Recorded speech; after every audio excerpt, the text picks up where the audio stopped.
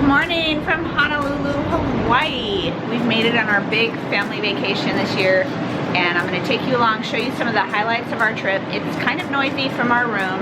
I'll show you a little bit about where we're staying, but there is a big air conditioner complex down below me that is kind of loud.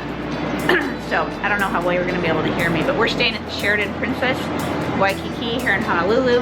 I have a beautiful view of the mountains, the city, and if you look over here, right there, got a little bit of the ocean as well. And so we're only here for 5 days, and we are celebrating our 25th wedding anniversary.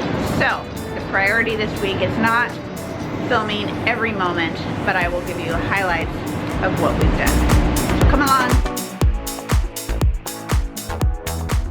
Honolulu is a hustling and bustling metropolis on Oahu's south shore. It's the capital of Hawaii and the largest city in the state. 70% of all tourists that go to Hawaii stay in Honolulu. The Sheraton Princess Kaiulani in Waikiki served as our home base during this trip.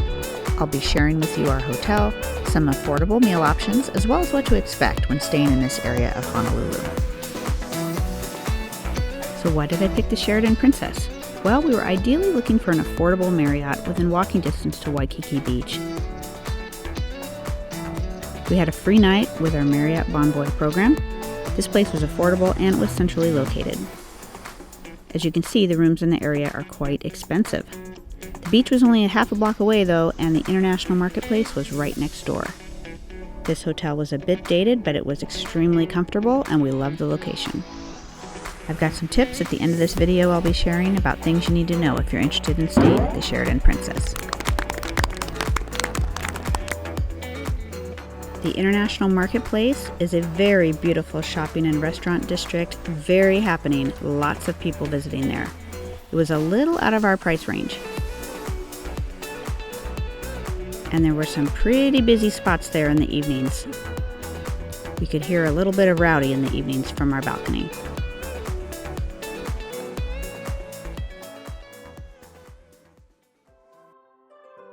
This beauty is the Moana Surfrider Hotel right across the street from where we were staying.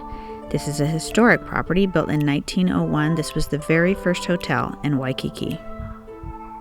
Our first stop after settling in was, of course, the beach. And boy, it did not disappoint.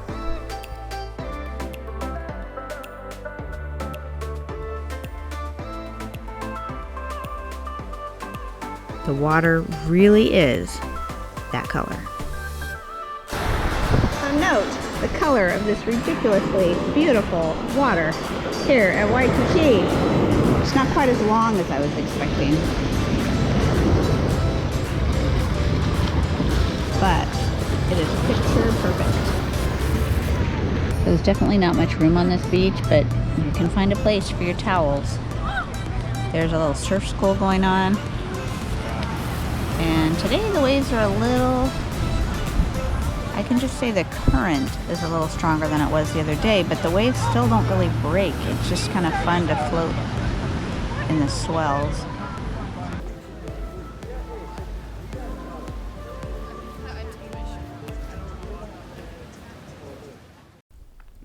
Now it's time to talk restaurants. Two of our favorite restaurants were at the Outrigger Waikiki, which was right next door to the Moana Surfrider. Duke's was a fabulous restaurant. You do have to have advance reservations, which we did not. But you can go put your name in and wait for a table for the back patio. It was a long wait. There were a lot of people, but the most delicious salad I have ever had was eaten right there on that patio. One of my favorite breakfast stops was the Sunrise Shack, also in the front of the Outrigger Hotel. I absolutely love this place.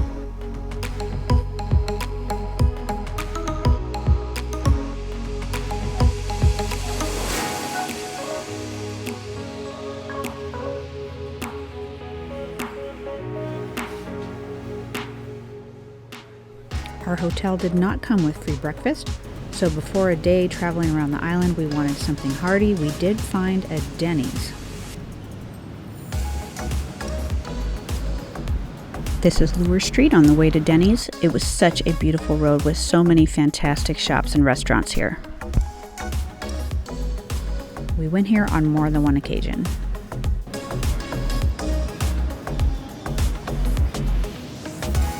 There's an inexpensive food court upstairs at the Royal Hawaiian Center. It's a good option for families.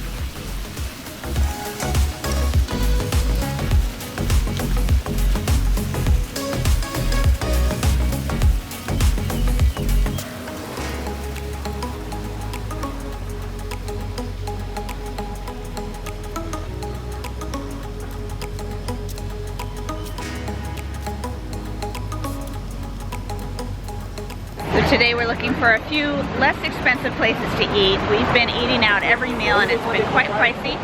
So we found the Oahu Mexican Grill. We're gonna go for some breakfast burritos. It's a little loud this morning.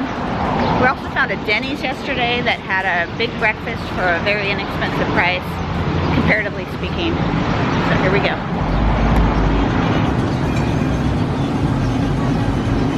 Breakfast burritos. So on the internet, this place is supposed to have like $4 or $5 burritos, and it's not the case. It's still about $15 a plate. So much for having a cheap breakfast, but it still looks delicious.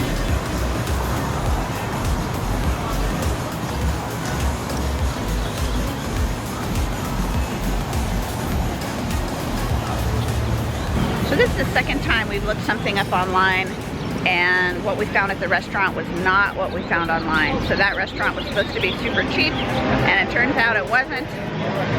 We also had some menus that we found that were not the same online. I'm guessing that the pandemic really kind of ruined or changed the restaurants, and people hadn't done it online properly. So I think they're making fun of me back there for talking on camera. Anyway, do your research. It was actually a delicious burrito, it just wasn't cheap. So this morning we're trying the little stand right outside our hotel. We're having a Hawaiian waffle for my daughter, an acai bowl for me, and a cappuccino. There's our hotel. This is Kai Fresh right here. It is our last night here in Honolulu, and we are gonna go out to eat. Unfortunately, my daughter got a little stomach bug, probably from the luau yesterday, we think. So she's gonna rest. We're going to, how do you say it? Paia. Paia? Paia Fish Market.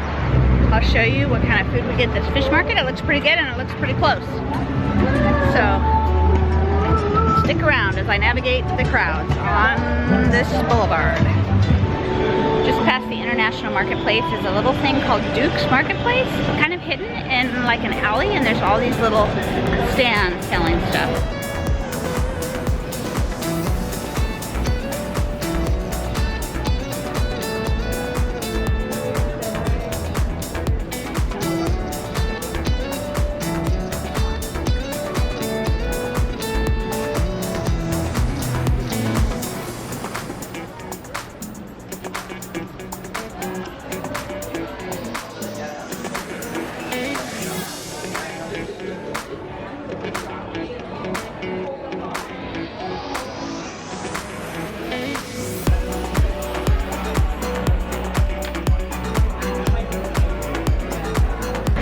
There's a line that extends outside the restaurant. That food was absolutely fantastic, delicious. I highly recommend that restaurant. And now, coffee. The Gallery was by far the coolest coffee shop we found during our stay in Honolulu.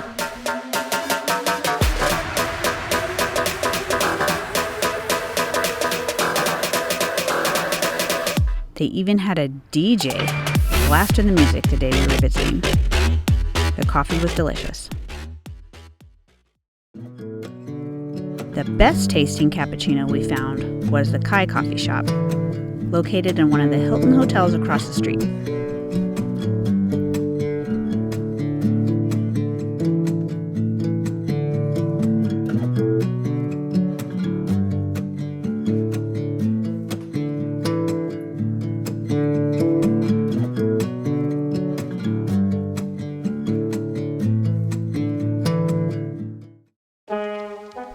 Here's a little tour of our stay at the Sheraton Princess Kaiulani. As the time we booked it, it was a very reasonable rate considering one free night that we had on our Marriott Bonvoy program and given its location. The rates do vary wildly depending on demand. The room we had was small, and instead of 2 queen beds, they had 2 fulls. That is a consideration when we travel with the family. However, we had kind of a lack of options in our price range, so we went ahead and stayed there anyway. The room did come with a safe, a microwave, and refrigerator. With our Marriott Gold status, we were able to take a lower level room at a lower price and then upgrade to a high floor for some pretty incredible views. You do need to note that there's a $33 a day resort fee. That does cover towel rentals, chair rentals if you want to take them to the beach, as well as your Wi-Fi. The pool area was quite nice. There was a restaurant downstairs called the Splash Bar. We did visit a couple of times for some drinks. It was a special occasion we were celebrating, and we did tell the hotel at check-in, and we were surprised with some free drink passes. Another perk, the customer service is pretty fantastic at this hotel. Parking was $45 a night. This is a pretty standard rate in downtown Honolulu. You do need to know that there is no elevator in the main parking garage, and if you come back late at night, it will be full. There is an elevator in one small portion of the parking garage by the tower. We figured that out on our last night, so the day before we left, we moved our car up there, so when we checked out, it would be more convenient for our luggage.